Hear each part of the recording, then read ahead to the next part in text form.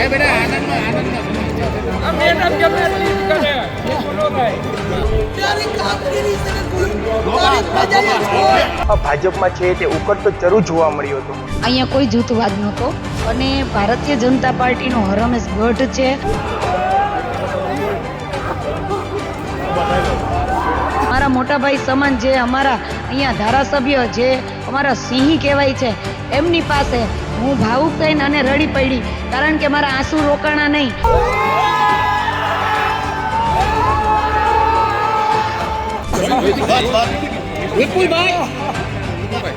કે ભાઈ ભારતીય જનતા પાર્ટીના કાર્યકર્તા છેવાડાના માનવી સુધી જઈ શકે છે અને એમને જ વોટ મળી શકે છે.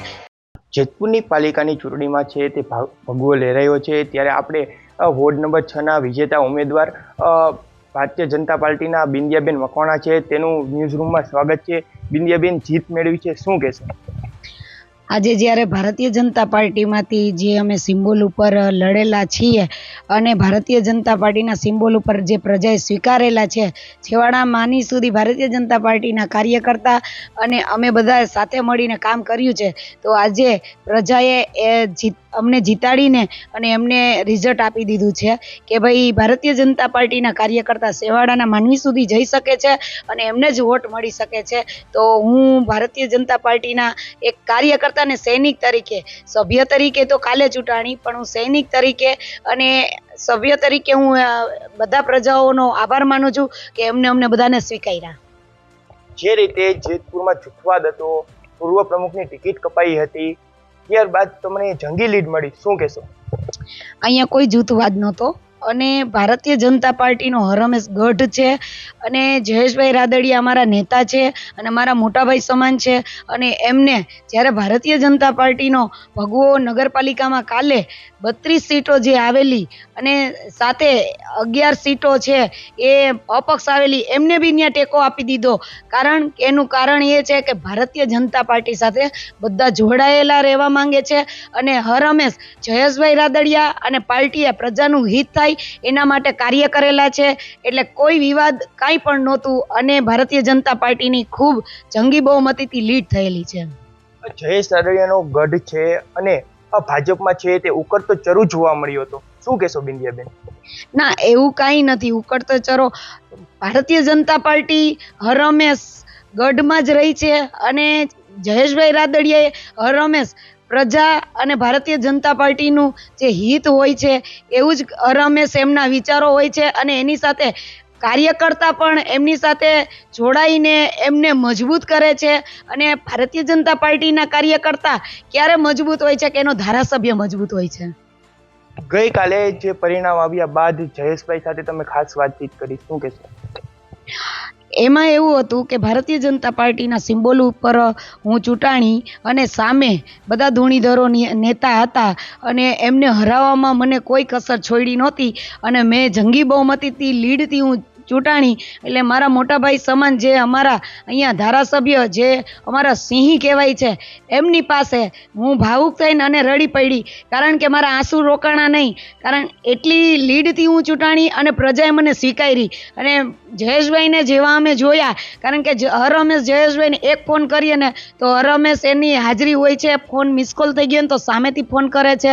એટલે ભાવુક થઈ ગયા કે ભાઈ જો અમારા નેતા આટલું ધ્યાન દેતા હોય અને અમે આટલી જંગી બહુમતીથી ચૂંટાતા હોય, એટલે હું રડી પડી હતી. ગઈકાલે જે પરિણામ આવ્યા બાદ તમે રડ્યા હતા અને તમને જયેશભાઈ આશ્વાસન આપ્યું હતું, શું કહેશો? જયેશભાઈ દરેક સભ્યને જ્યારે કે કાર્યકર્તાને જ્યારે હરમેશ જરૂર પડી હોય ત્યારે કોઈ કાર્યકર્તાને ક્યારે એને ખોટું લાગે, ખરાબ લાગે, એને હરમેશ કાર્યકર્તાને એમના પરિવારની જેમ સમજેલા છે, સુધરાઈ સભ્યને પરિવાર જેવા રાખ્યા છે અને પ્રજાને પણ એમનો પરિવાર. કે આજે તમે જુઓ તો વોર્ડ નંબર 6ની અમારે મોટા ચોક ગલીમાં કોઈને ખબર નહીં કે મોટા ચોક ગલી છે. અમારા જયેશભાઈ દર દિવાળીએ ત્યાં લક્ષ્મીનારાયણ મંદિરમાં આવે છે અને એમને ગલી ગલીની ખબર છે. તો આવા નેતા હોય તો જયેશભાઈ રાદડિયાને વાત કરવાની આવે તો જયેશભાઈ રાદડિયા અને ભારતીય જનતા પાર્ટી હરમેશ પ્રજાની સાથે રહે છે અને જયેશભાઈ રાદડિયાએ જ્યારે બી પ્રજાના હિતની જ વાત કરેલી છે અને આજે અમે બધા ગર્વ લઈએ છીએ કે આવા નેતા અમને મળ્યા છે. રાજકારણમાં આમ તો તમે સંગઠનમાં જોડાયેલા હતા, હવે તમે રાજકારણમાં સક્રિય આવી ચૂક્યા છો, શું કહેશો? આગળની રણનીતિ શું રહે?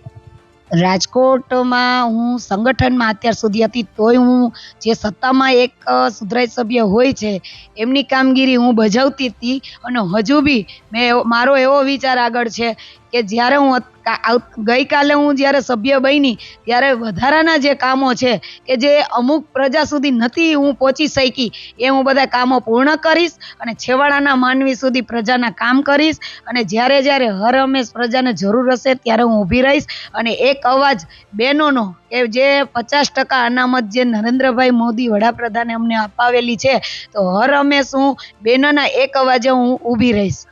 આ જીત પાછળ શ્રેય તમે કોને આપશો? જીત પાછળ શ્રેય મારો ભારતીય જનતા પાર્ટીને અને યશસ્વી મારા વડાપ્રધાન છે અમારા નરેન્દ્રભાઈ મોદી સાહેબ, અને અમારા જે પાટીલ સાહેબ છે એમને જે રીતના ભારતીય જનતા પાર્ટીના કાર્યકર્તાને છેવાડાના માનવી સુધી મોકલેલા હતા તેવા અમારા કાર્યકર્તા, અને અમારો મોટો શ્રેય જશે અમારા ધારાસભ્ય જે જયેશભાઈ રાદડિયાને. આ હતા બિંદિયાબેન મકવાણા, તેને ન્યૂઝ રૂમ સાથે ખાસ વાતચીત કરી હતી. Tushar Bhalia, news room, Jetpur.